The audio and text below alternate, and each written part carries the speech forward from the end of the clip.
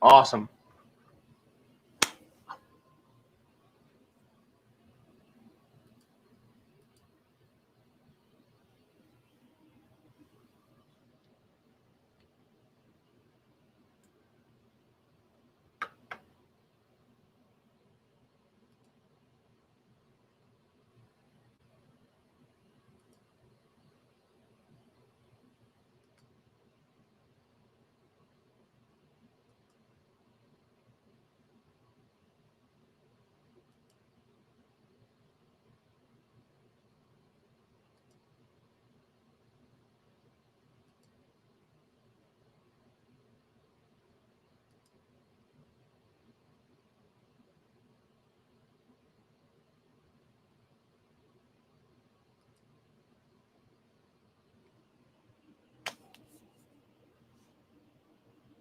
And welcome. I'm so glad you're here. We've got a great week lined up for you. I hope you all had a great weekend. There is so much to be thankful for over the weekend. We had a great time. My wife and I, and just had a nice dinner on Friday, and then had another nice time on Sunday with some friends after church. So that was phenomenal. Hopefully you all had a great time as well. We just have so much to be thankful for, and we are so appreciative of everything and all that you've done. But we have a great week coming up. So we have Ted Janusz on this morning. So Ted, I'm going to introduce here in a second. But then we also have some other great speakers that are lined up behind him. And they're all aligned. They all have that alignment, that alignment with their personal core values, their core beliefs, their core strengths are all aligned with their vision. And once you have that vision and you have those blinders on at times, and other times you take the blinders off, but you have those blinders on and focus on your vision, then you're going to be able to move so much faster because your core strengths and your core beliefs are aligned with that vision. So having said that, I want to introduce Ted Janusz. So Ted, thank you for joining us today. I appreciate you. Good morning. It's an honor and pleasure to be here, Brian. This is awesome. So Ted, if you would answer me the question, and by the way, nice wall. Thank you. Answer me the question. What is your first recollection of knowing your vision? Like you, Brian, I joined the National Speakers Association, the Ohio chapter, and really enjoyed the program. But after the first year, I was going to quit. It wasn't because I didn't enjoy the programming. It wasn't because I didn't enjoy the wonderful members like you. It was because I felt like an imposter. Like all of these people like you were great professional speakers, and who was I? I kind of felt like one of those tennis groupies, and I thought, I just don't see how this could be possible for me. So the year ended up in May. In June, I got a call from a lady who said, I'd like you to speak at our conference. Could you do that? And I said, oh, sure I can. And then I hung up and I thought, how in the heck am I ever going to do that?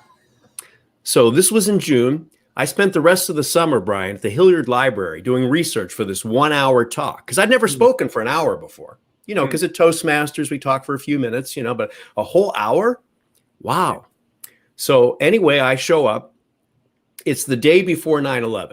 I didn't know it was the day before 9/11 until the next day. And one of the other speakers said, I will go ahead and I'll sit in and evaluate you. I said, oh, that's really nice of you. So I gave the presentation. And at the end of the conference, Jack Park, of course, was the best speaker. Jack Park, the Ohio State football announcer, great guy. Everybody should have him as either their father, their grandfather, just a wonderful human being. All right. Mm-hmm. The guy who had evaluated me was number 2. And I came in at number 3. And this was my first presentation. Wow. And the guy who evaluated me, he says, I think you might have a future in this. Huh. So sometimes we have these blind spots. Other people need to come in and remove the blinders. Mm-hmm. So we can see what they see, what we don't necessarily see. So that was the first time I really established a vision for the rest of my life. That's great. If you want to hear more, stick around.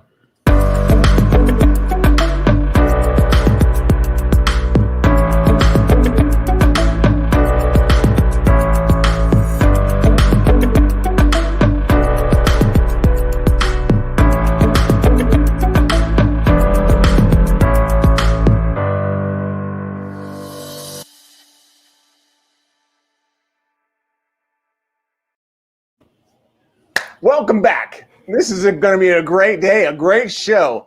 I am just so thankful, Ted, you've joined us. But before we go too much farther, Ted, I want to make sure that the audience knows to share this video out with as many people as you possibly can and make this group, this community, as much larger as possible. Also, if you would, put in your timeline a picture of you winking.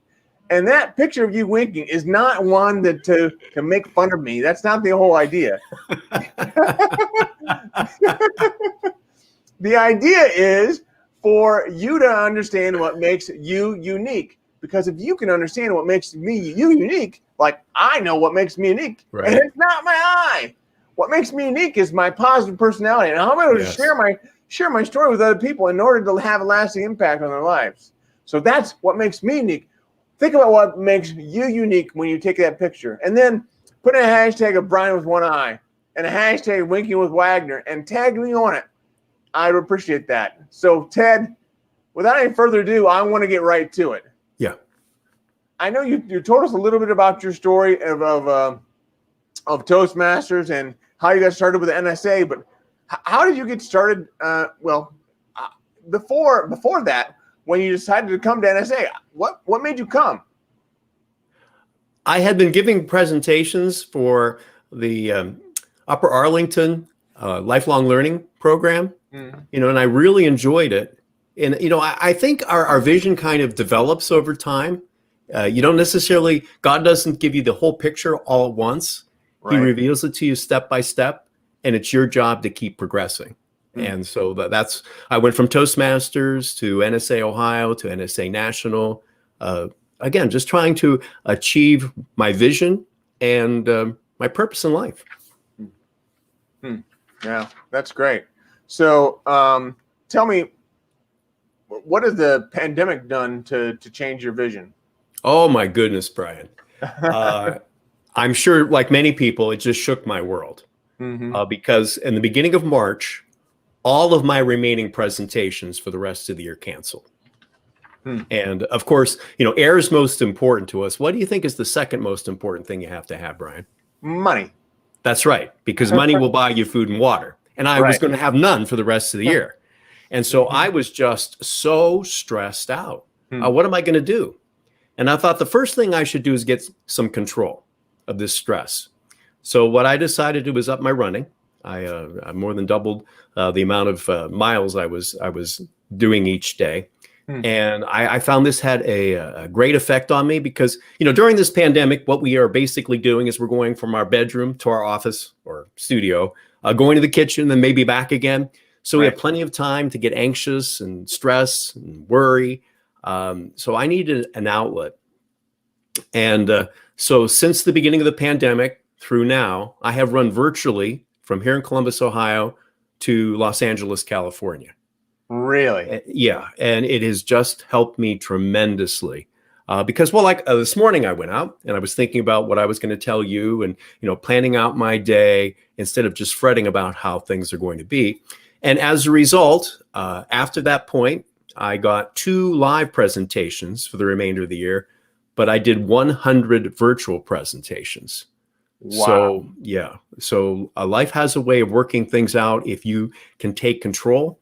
And one of the ways that I took control was by alleviating the stress by increasing the running. So do you run every day? Yes. Every day? Yes. Wow. That's incredible. Yes. Well, it's one of those things I think many people, they decide, am I going to work out today or not? I never give myself that option. Yeah. It's just, it's going to be the first thing I'm going to do. I'm just going to get out and do it. I don't even necessarily think about it. But then it just has such a great effect on me for the rest of the day. Do you run in the dark? Oh, yeah. Yeah, I started this morning at 5:30. I put my life vest on. I have my fluorescent gloves. I love running in the dark because it's very peaceful. It's very calm. Nobody's out. Like I said, you can brainstorm with yourself, plan out your day, come up with ideas. So it's my favorite part of the day. Huh. Yeah. That's incredible. So tell me, Ted, what are other than your a lot of what you're doing here with running? I mean, that sounds like a big part of who you are. What are some obstacles you're still trying to overcome?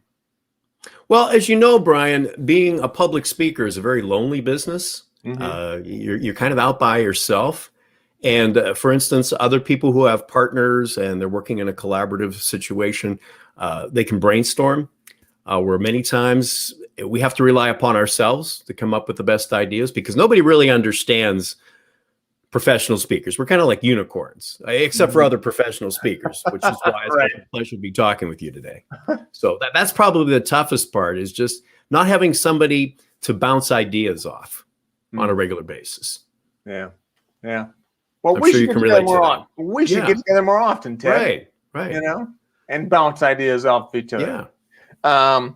Well, then, so tell me, how have you overcome that? Because I mean, that's certainly a big obstacle. Sure. How have you dealt with that? Okay. Well, fortunately, we were talking about my wife earlier. I have my wife who helps me with my blind spots. She calls them being a Janus. Okay. All right. Go ahead. And when I was younger, Brian, I would get very defensive, because I figured I always had to be right. And then I finally realized there's only been one perfect person in all of human history. Yeah. And I finally had to realize, Ted Janusz, you are no Jesus Christ. Okay. So if you're right 30% of the time, that's pretty darn good. So yeah, fortunately, I have my wife to bounce ideas off of, and she's been an excellent partner for 38 years. Wow. Well, that's awesome. That's good you have that. I have a beautiful wife and loving and caring and all that. So as well, and that's 30 years, right? I don't know where we'd be without her. So, right. Interesting. Tell me, Ted, what is you talked a little bit about your blind spots and who sees them, but what's the next level of success look like for you? Well, fortunately, Brian, like I said, the pandemic's probably been more of an inconvenience than a problem, like it has been for many people, and my heart goes out to them. But I just got a new assignment working with a company called ProFeds. And what they do is they go out and they give full-day seminars for the 4 million federal employees and retirees to talk about pensions and Social Security and life insurance and health insurance and long-term care insurance and 401ks. So I just got that assignment. I'm just so thrilled about it. So what I'm trying to do is immerse myself in all this information so that I can relay it to the participants. So I'm very excited about this opportunity. And ProFeds, huh? ProFeds, right.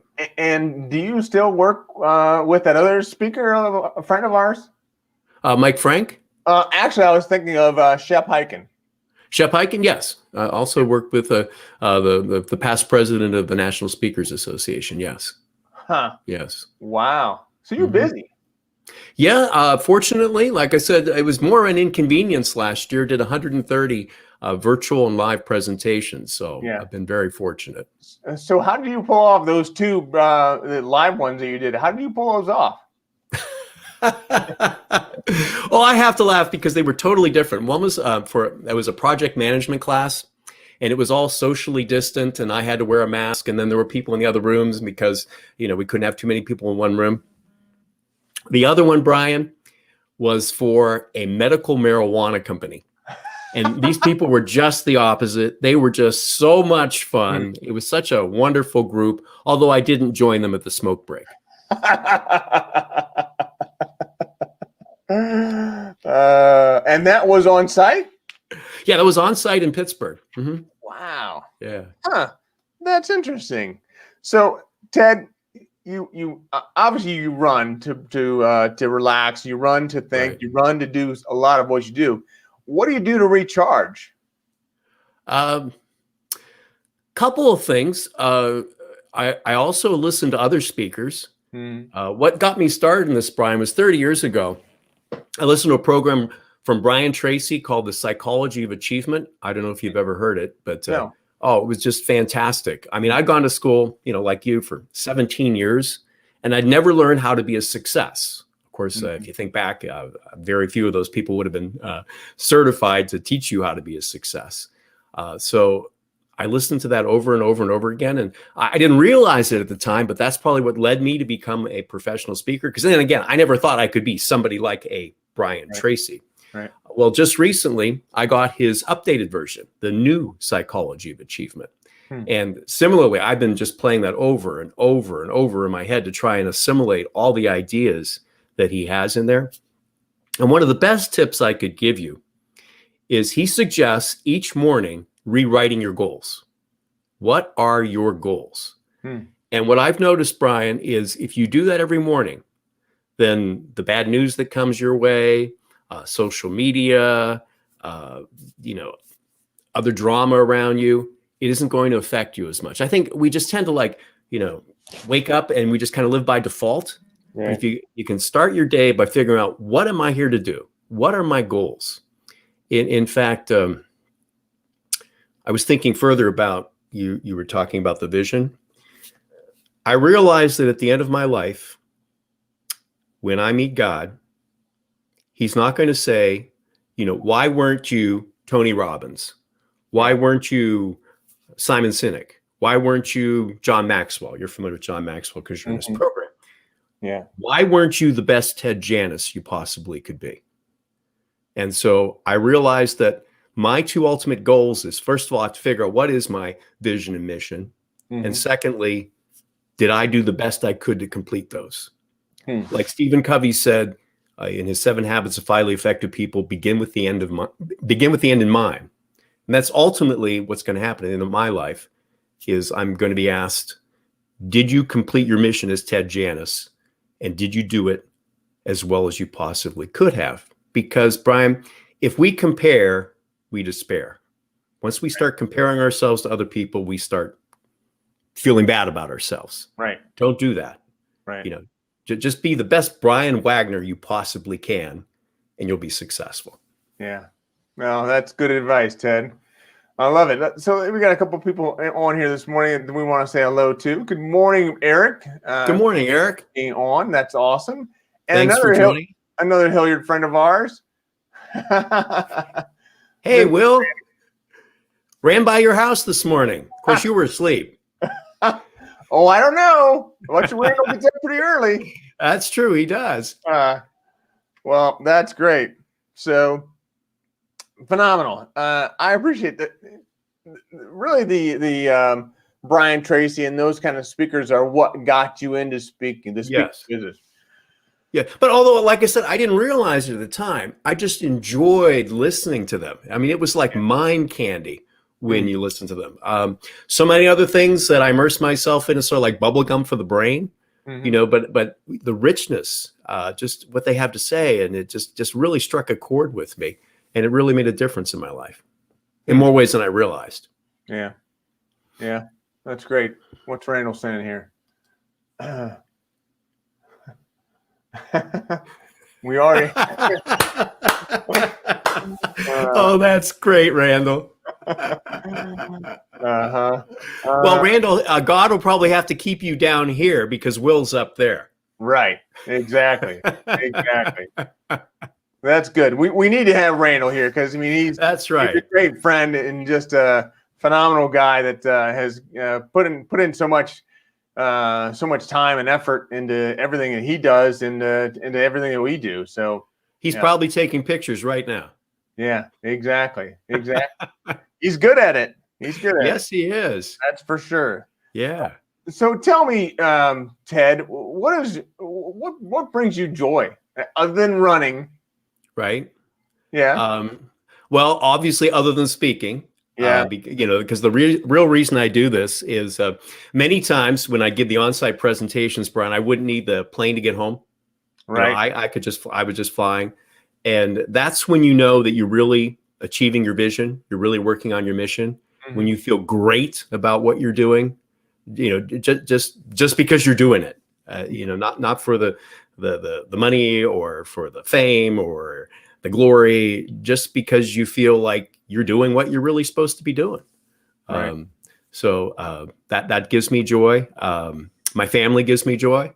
I have a wife, 4 kids, 8 grandkids, all here in Columbus. So that's awesome, right there. Yeah.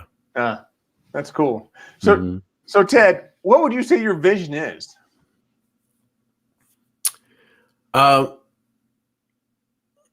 Primarily what I just told you, Brian, that Okay. I want to make sure that I fulfill what I'm here to do. Okay. You know, that's the main thing. We all have a purpose, and I want to make sure it's not my purpose. It's not what I think I should be doing. It's what God tells me I should be doing. Yeah. And, Okay. You can feel that internally. You Okay. know, are you doing it to help other people? Not just for your own self gratification. You know. Yeah. Are you really helping society in your own way, whatever that is? So let me ask you then, Ted. There's a lot that you do to help out with the National Speakers Association. A lot that you do that is helping others in a lot of different ways. What do you think our listeners can learn from you that would really put a different light on that service mentality that you have, and I think I have? But help them. I want to do everything I can to be able to help them. And if it's part of being a speaker, then yeah, that's great. But also outside of that, what do you have, or what do we all have that we can use to help other people that helps the world? Okay. Well, a couple of things, Brian. I would say discipline and perseverance. Discipline and perseverance are probably two of the best qualities you can develop. I don't know if you know this, but Speaker Match did a survey, and they found that only 3% of the people who enter professional speaking actually last in the business. Wow. Yeah. And Mark LeBlanc, a former president of the National Speakers Association, was talking about the people who weren't successful. He said it wasn't because they didn't have a message. It wasn't because they weren't good speakers. They just gave up too soon. So I take exception to Albert Einstein said insanity is doing the same thing over and over and expecting different results. I think sometimes you do. Sometimes you do just have to keep doing what you're doing. And if you stay with it long enough, eventually, someday, you'll become that overnight success.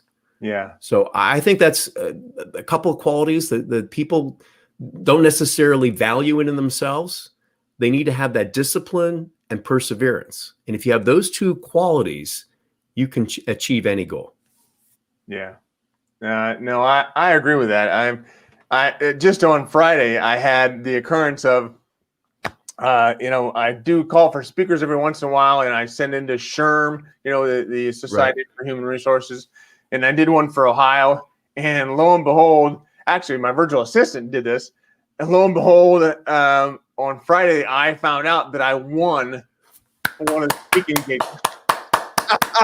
Good for you, Brian. That's exactly what I'm talking about. Yeah, that is it.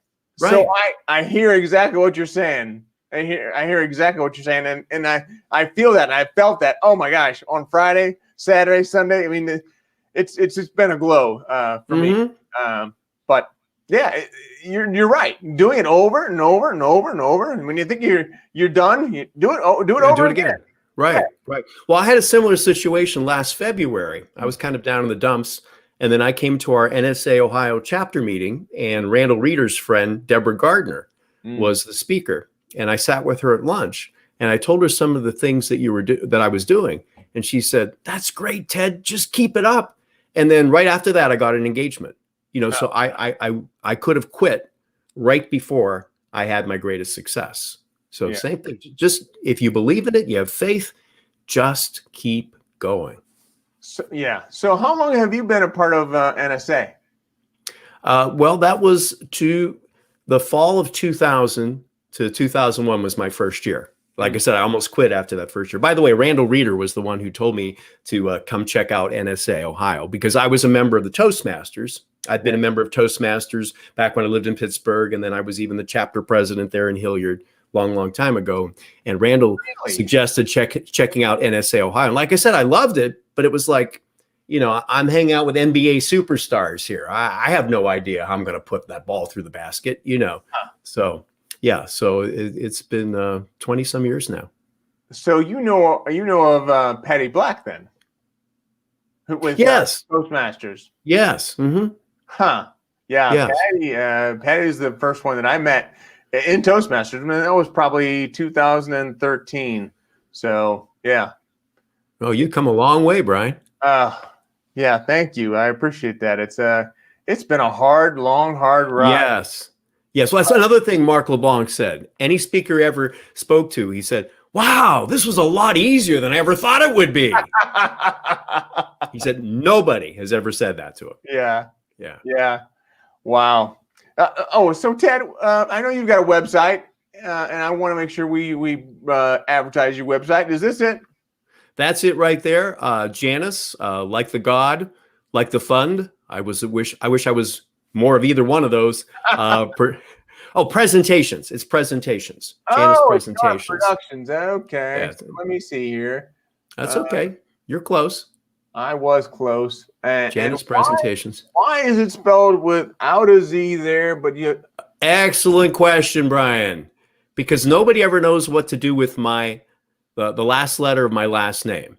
It's always Ted. Yeah, I'm here. So for the company name, I got rid of that darn Z. Really? So now you can pronounce it. Huh. All right. Let me see. Let me make sure I spelled this right. Here you go. There we go. Did I spell it right? You're a wizard, Brian. I don't know if I'm a wizard, but I try to spell right. But I don't always do it right. Wow. We're already at the end of our talk. Oh, my goodness, Brian. Ted, you're awesome. It's been such a pleasure. Such an honor. Thanks for inviting me. Yeah, this has been great. Like I said, I feel like I'm on CNN. This is such a high-level production. Starting with the host. Oh, right. Yeah, I hear you. So tell me, or tell the audience, what would you leave them with? What can you help, or what can you help? What can we help them with that will help them to just get through this week, or not just get through this week, but to really thrive and to succeed in this week and have it be the best week ever? Couple things. First of all, determine what are your goals. What are you here for? Don't be distracted by everything else that's going on. Mm-hmm. Figure out what are your goals. And as Brian Tracy said, review those every day. Start your day with focus. And then follow that up with discipline and perseverance. And you'll be fine. Awesome. Thank you so much, Ted. Hey, oh, my pleasure. I want to close out the show, and I'm going to send you to the green room. And hopefully you can hang around for a little bit, and then you and I will talk a little bit offline. Oh, sure. That'd be great. So yeah, my pleasure, Brian. Again, thank you so much for joining us. All right.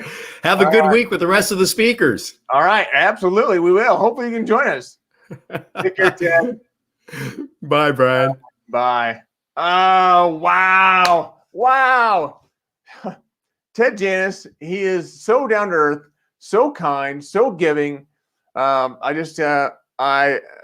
am in awe of people like him from NSA, National Speakers Association, is a great group of people, and Ted represents them well.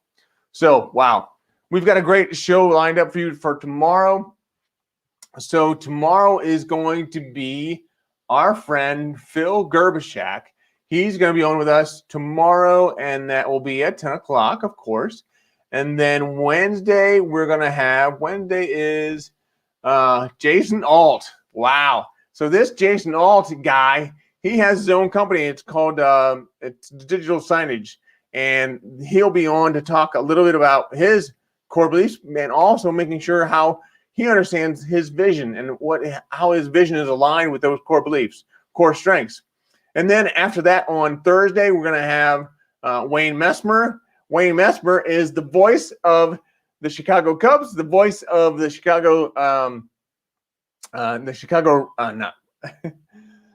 the hockey team. I can't think of the hockey team right now, but yeah, so that will be awesome to have him on. He is actually the guy that sings the national anthem and does a lot of other good singing as well. So he is, again, a part of the NSA. So then on Friday, we're going to have Harriet Russell. And Harriet Russell is another member of NSA that's going to come on and talk to us about mindfulness and how important, multicultural awareness in mindfulness. So looking forward to having her on and looking forward to seeing you all here for that. Again, thank you so much. I appreciate your time. I appreciate you being on. And as always, keep one eye on the road.